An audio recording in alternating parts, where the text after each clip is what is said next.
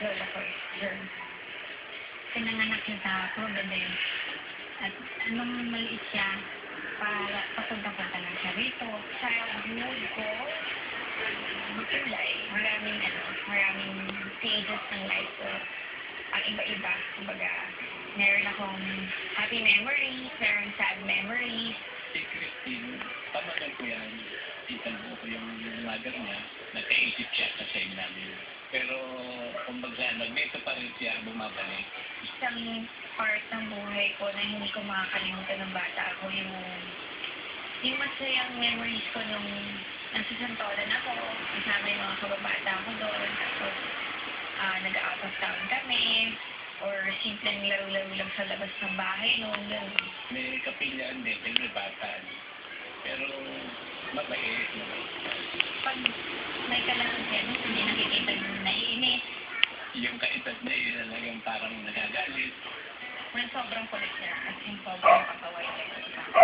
Yung tipong every quarter meron kaming tawag sa discipline office dahil meron na kami nagawang ang bakit lang namin dalawa. Grade 4 kami na rin, nagdalaman yun. Pero hindi ako nag-iossi nun. Gusto ko lang mag-iossi, nag-iossi ako talaga. Saka doon sa school na pinanggalingan niya sa Quincy, nakakasama siya na sa mga stage play. Ako yung nag-enroll sa kanya sa school. Ang layo kasi siya dami, so siya ako nag-enroll sa kanya, tapos ako yung nagtuturo sa kanya sa next. Okay naman, magaling naman ako. Kasi talagang masipag mag-aral yan. Gusto nga niya talagang makatapos. Ang pangarap niya maging teacher eh. Nag-excel siya mostly sa sport. Nag-cheer dancer din siya dati. So, isa yun sa mga extracurricular activities niya. Aside from that, nag-try siya mag-band club. Tawagan ka sa sing. Kaya, mas talaga siyang artista kasi yun yung mga gusto. Bata ko, bully ako. Bully na, hindi in a way na nakakainis. Nag-a-agree naman ako doon. Hindi ko naman i-deny yun. Para sa akin, hindi na bullying yung ginagawa niya eh. Normal na yun sa kanya. Ay, hindi kayo maniniwala. Sobrang kulit niya. Siya ang pinakakulit na taong ganala ko ata. Excuse me, magaling na. I am very, very bully ako lalo na doon sa mga kunyari na friend ko. Pala, hindi ko naman sa personal yung text sa network. Bagay parang tagamtasin sa kapagsawa lang ako.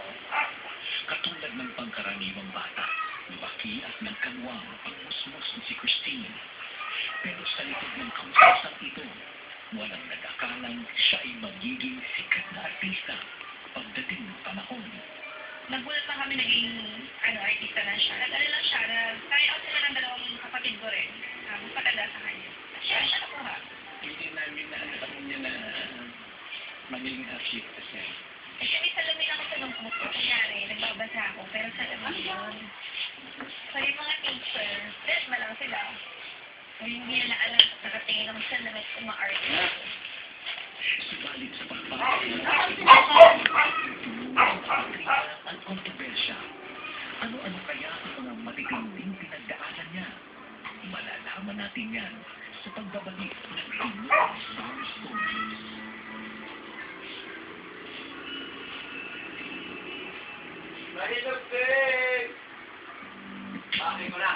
Pinangarap ng ang maging artista katulad ng kanyang si Aramina. Nainganyo ako kasi yun yung first reality show sa Pilipinas. So, parang wow, kakaiba to, excited ako. Ako sumali sa ganun. Ako, bibili ako ng bigas. Didn't like her at first.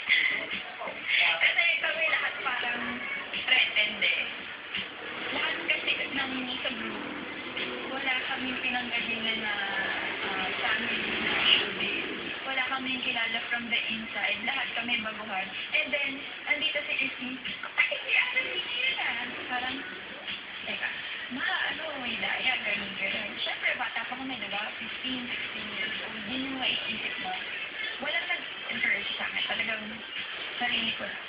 She proved it naman na hindi na din kailangan na gano'n. Kasi that time, hindi din alam ng ate na, ni Ate Ara, na sumali siya. Eventually na lang, nung napanood siya siguro.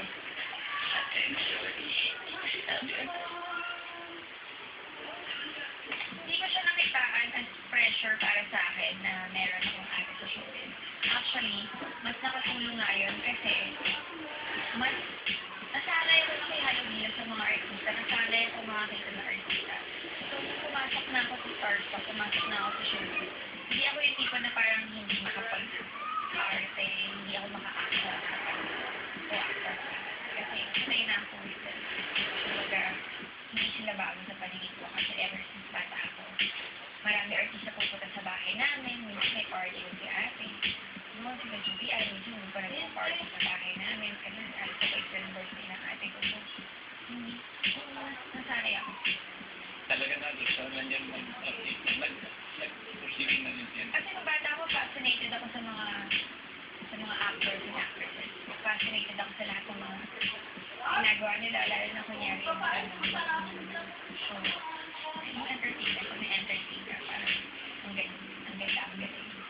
Ayan, kaya ako walang kaasi-asin sa buhay. Wala akong class. Marami ako naalala ng mga ginawa namin yung Starstruck Day. For example, like, yung kaba na yung parang hindi makikita kami lahat. Yung kaba na parang, tama ba itong ginagawa ko? At mas matatanggap pa ako. Ganun. Hindi lang sa pagkanta, sa pagsayaw, sa acting, sa yung pagpapakilala. Yung sa pagpapakilala, parang nakakarinig yun. Impression ko sa kanya, tahimik ko siya ng tapos I found her maganda. Tapos parang conservative, gano'n. Kita ko sa kanya, kung bata pa kami na. Maarte, maldita. Kasi diba yung, aura niya. Pag hindi mo siya kasi kilala, unang kita mo sa kanya. Sabi naman ito, parang hindi ko ito makakasundo, gano'n.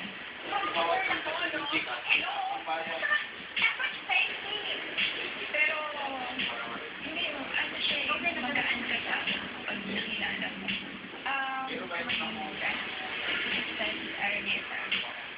Tapos, unang-tulong siya. Tapos lahat yung pinuntaan, lahat. Yung Starstruck Day kasi, medyo hectic yung schedule, medyo, alam yan, yung parang pressured lahat. So, parang hindi nagkakaroon ng time na mag-open up. Nagkaka-open up lang. Pag yung may mga challenges lang, doon lang. Pero maybe din. Kasi si Aha, hindi siya basta-basta mag-open up. Nung time na yun, hindi. Sa totoo lang, hindi ako nagre-ready sa mga challenges. Parang naglalaglag ko sa akin ng dati. Kasi parang reality show ko, paano lang pa yun. Ay, ano pa yun. Hindi siya scripted. Hindi kasi kami competitive sa lahat. Nung nag-start kami. Parang it was all just a game sa aming lahat. Kasi bata kami, 15, 16. Though alam namin sa sarili namin na lahat kami sa namin mag-artista. At kahit na magiging madali para sa kanya na pasukin ang pag-artista dahil sa kanyang ate Ara, mas pinili ni Christine ang dumaan sa matitinding pagsubok para ang hinahangad niyang kasikatan at tuluyang maabot. Start daw siya nagsimula. Kung nabalitaan niya, pumunta ka agad sa duta. Ito yung network. Sumali siya. Best experience ko was, na-experience ko yung klaseng paraan ko enter sa business. Diba? Parang kakaiba. Biglang napasali ka lang sa reality show, kilala ka na kaagad. Alam mo kasi si Christine, nakita ko sa kanya, unang-una yung kanyang height, tama naman. Yung kanyang cuties, yung kanyang mukha, pwede rin naman talagang ilaban. Ngayon, yung kanyang talent, okay din. Dahil hindi siya nakakahuli. Yan po ang lamang ni Christine sa iba dahil maganda talaga ang focus niya mula paano sa maganda sa kanya yung focus niya sa kapagkatawan niya. Si Christine, dumating siya doon sa Final 14. Pero nung nasa Final Four field, pangalawa siya sa matanggal. Ayun, dinamdam niya yun. Kung saan nalungkot siya at siya niya.